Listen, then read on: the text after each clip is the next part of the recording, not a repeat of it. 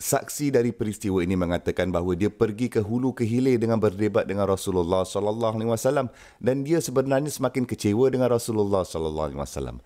Dan ketika nada suaranya semakin kuat, anda tahu tak, tidak ada yang datang dan bercakap kepada Nabi sallallahu alaihi wasallam seperti itu. Di tempat lain dalam Al-Quran di Suratul Hujurat, kita semua telah belajar bahawa jika anda mengangkat suara anda di atas suara Nabi sallallahu alaihi wasallam atau anda memanggilnya seperti anda memanggil orang lain, wala tajharu lahu bil qaul kajahri ba'dikum li ba'din an tahbata a'malukum wa antum la tash'urun. Sekiranya anda memanggil Nabi SAW seperti anda memanggil orang lain, kan sekiranya saya melihat salah seorang rakan saya dan berkata, "Hey bro, sini sekejap. Hey Karim, sini sekejap." Tapi jika seseorang datang kepada Nabi SAW dan berkata, "Hey Muhammad, kami ingin bercakap dengan kamu." Sekiranya anda melakukan walaupun macam itu apa yang Allah Subhanahu Wa Taala katakan, jangan berani kamu bercakap dengannya seperti itu, kerana semua perbuatan amal baik kamu akan diambil pergi, akan disita. Tak kira anda telah bertempur di Badar, atau anda membuat hijrah, atau anda menghabiskan semua duit anda dalam amal, semua itu akan hilang kerana anda bercakap dengan Nabi SAW seperti itu. Kerana anda bersikap santai dengan Rasulullah SAW, tak boleh. Tapi wanita ini menaikkan suaranya dan dia berdebat dengan beliau sallallahu alaihi wasallam. Dia berdebat dengan beliau. Ke hulu ke hilir berdebat. Okey, mari kita fahami sesuatu. Kadang-kadang Nabi sallallahu alaihi wasallam bahkan tidak mengatakan sesuatu dari wahyu. Kadang-kadang dia memberikan pendapatnya sendiri. Ada beberapa orang biasa berkebun dan mereka berpengalaman dalam berkebun dan bertani dan mereka mempunyai cara tertentu bahawa mereka menanam tanaman mereka. Dan Nabi SAW sedang melintasi mereka dan beliau berkata, "Mengapa kamu melakukan itu?"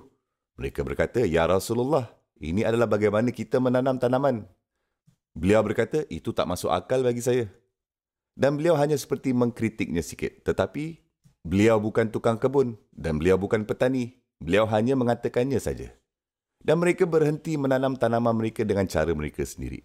Dan tahun berikutnya tanaman tidak tumbuh. Dan mereka datang kepada Nabi SAW, "Ya Rasulullah, kenapa kamu kata macam tu?" Beliau berkata, "Saya tak suruh kamu untuk melakukan itu. Antum a'lamu bi umuri dinyakum. Kamu lebih tahu mengenai perihal kamu." Dengan kata lain, ketika Nabi SAW malah mengatakan sesuatu sekali, sedikit pun, tiada siapa yang akan membantah beliau SAW.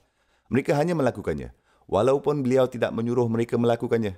Dan dalam kes ini, wanita ini, walaupun dia mendengar pendapat Nabi SAW, dia berkata, tapi tak, dia tidak mengucapkan penceraian.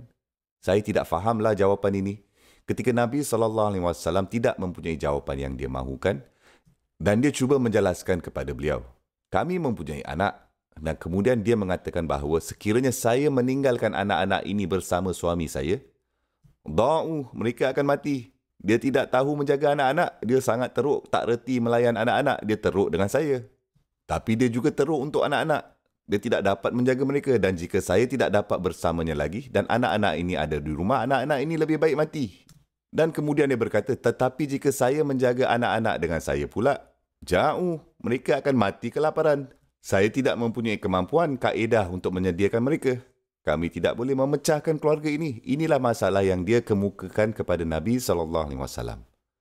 Dan beliau SAW tidak mempunyai jawapan. Dan Allah Azza wa Jal kemudian wahyukan keempat-empat ayah ini.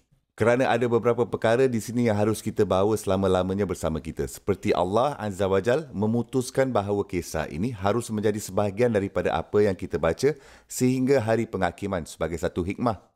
Terdapat beberapa pelajaran yang kekal abadi di dalam ni yang perlu diingat oleh semua orang, sebab itulah Allah Azza wa Jal membuat kita mengingati kisah ini.